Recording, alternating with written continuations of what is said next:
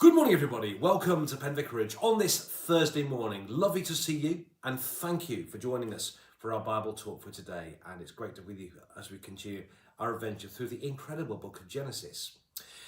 Before we get into chapter 13, just to remind you, set the scene. In chapter 12, we had the arrival of a guy called Abram, who later became Abraham, just so you know, okay, put it in context. In chapter 12, Abram meets God, and God tells him that he's going to be the father of many nations, and tells him to up sticks, him and his family and so on. And he and his nephew Lot and his family go off into the wilderness, go off into the land of Canaan. Towards the end of the chapter, we hear that there's a famine, and so what happens then is that Abram goes to Egypt to try and get food, and what happened in chapter 12 was that. And in chapter 13, we have what happens after Abram gets back. So here goes Genesis chapter 13. So Abram went up from Egypt, he and his wife, and all that he had, and Lot with him, into the Negev. Now Abram was very rich in livestock, in silver and in gold. He journeyed on by stages from the Negev as far as Bethel, to the place where his tent had been at the beginning, between Bethel and Ai, to the place where he had made an altar at the first. And there Abram called on the name of the Lord. Now Lot, who went with Abram, also had herds and flocks and tents. So the land could not support both of them living there, for their possessions were great, so they could not live together. And there was strife between the herders of Abraham's livestock and the herders of Lot's livestock. At that time, the Canaanites and the Perizzites lived in the land. Then Abram said to Lot, "Let there be no strife between you and me, and between your herders and my herders, for we are kindred. Is not the whole land before you? Separate yourself from me. If you take the left hand, then I will go to the right. Or if you take the right hand, then I'll go to the left." Lot looked about him and saw that the plain of Jordan was well watered everywhere, like the garden of the Lord, like the land of Egypt, in the direction of Zoar. This was before the Lord had destroyed Sodom and Gomorrah.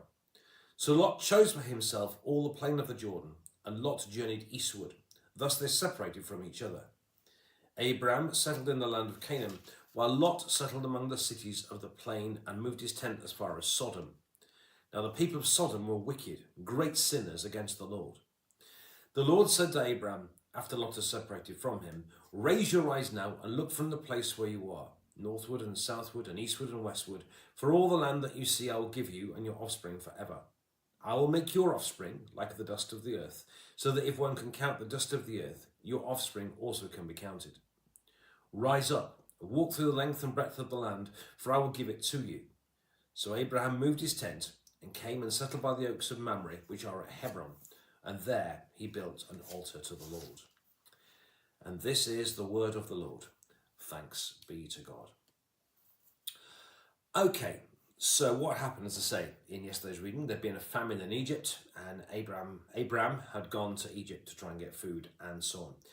And you kind of get the impression that it kind of had been a bit of an ill-conceived trip. You do get the impression he's kind of returning to goodness again now. So he kind of drifted away into Egypt, and now he's come back to the kind of place where he'd been before. Now it's interesting in the Bible because the word Egypt is normally code for kind of a place which promises a lot, but actually doesn't fulfill its promises and causes trouble in the long run. That's kind of what Egypt tends to get. Whenever you see Egypt in the Bible, I know it's a lovely place to be, but actually in the Bible, that's what it's kind of often code for. So Joseph went to Egypt later in the book of Genesis, and it was right at the time, but later on, of course, in the time of Moses, of course, that became slavery, didn't it? In Isaiah chapter 30, the people had looked for alliances, and they'd formed an alliance with Egypt, even though God had told them not, they hadn't consulted God first. So Egypt tends to be in the Bible code for a place which kind of promises a lot, but doesn't really deliver, and actually causes you trouble in the long run. Okay. So it's interesting here that, as I say, Abraham has gone to Egypt, and as I say, he may have got food, but you get the impression it hadn't been a particularly successful trip, especially in terms of how Sarai turned out with it all. But he's now come back. And so he comes back, in a sense, to the place where he had been before. It's a bit like the wandering son returning, that type of stuff as well. That's kind of where you're at. So they get back to the kind of the Canaan area again.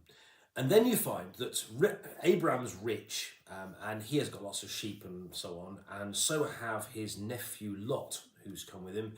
And if you add on the fact that they've got the Canaanites and the Perizzites also in the land, there just isn't enough pasture land for everyone's sheep. So Abram suggests that let's part, shall we? Let's you go your way and I'll go mine, and therefore there should be enough land for both of us. And in this, actually, you see a fascinating insight into the character of Abram and the character of Lot, actually. Okay. Firstly, to say, and that's exactly what they do, and Abram gives Lot the choice of which one if you go one way, I'll go the other, and Abram gives him that choice. Now, it's fascinating here because the contrast between Abram and Lot. Abram was the uncle; he was the older person, therefore should have had first dibs on the land. But he actually gives Lot the choice, and this is an incredibly gracious act on Abram's part. And actually, faithful, godly people are generous people, actually. In a sense, because he's got faith in God, he doesn't so much worry about this. Whereas, so he gives Lot first dibs on kind of the best land, if you know what I mean. So notice here the courtesy, the kindness and the generosity of Abram.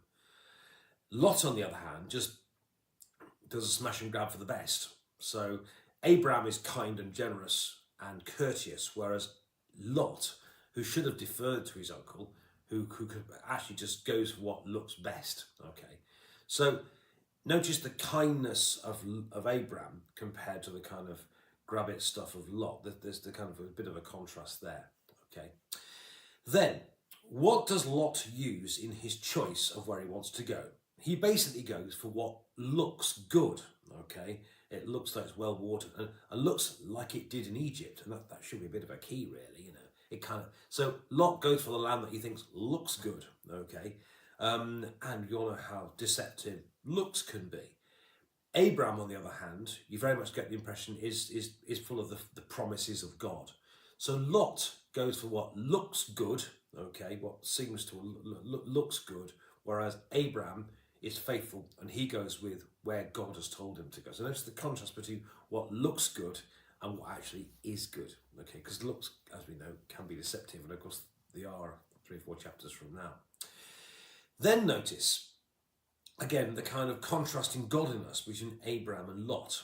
Okay, where does Lot go? Lot goes to near Sodom, which is and Sodom is a place where it says they are sinful. They sinned greatly against the Lord. And we don't know what that sin is. There's obviously, as you can imagine, been speculation over the years, but we do not know what that. All the Bible says here is they sinned greatly against the Lord.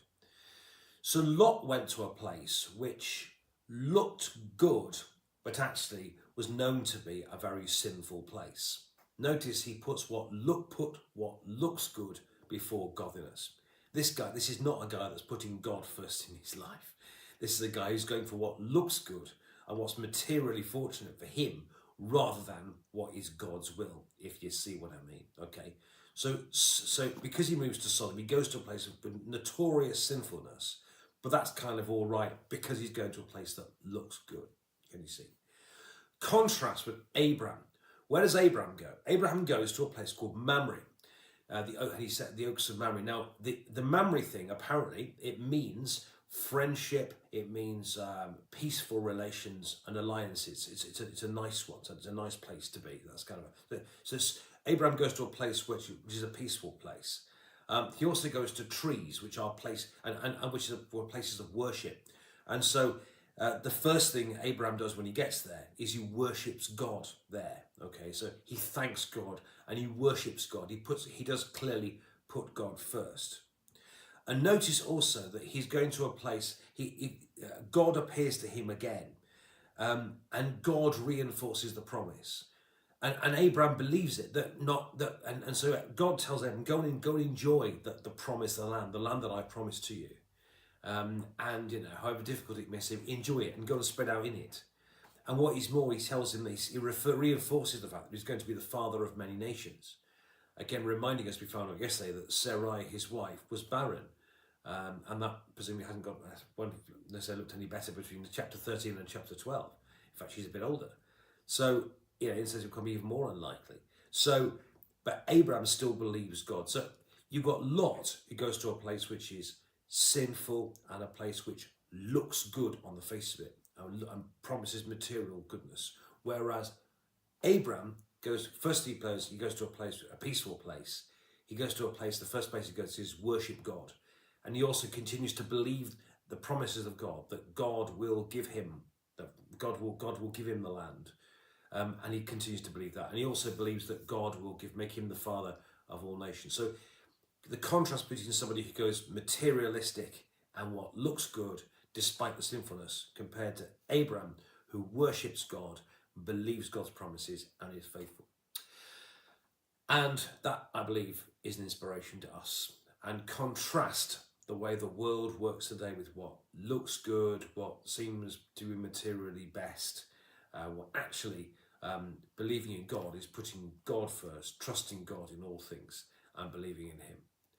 But in the words of the Bible, Abram believed God and it was counted to him as righteousness. Bless you, my friends. Thank you for watching. Do please share these messages with your friends. Thank you for watching. Have a lovely Thursday. God bless you. Have a lovely day. And thank you for being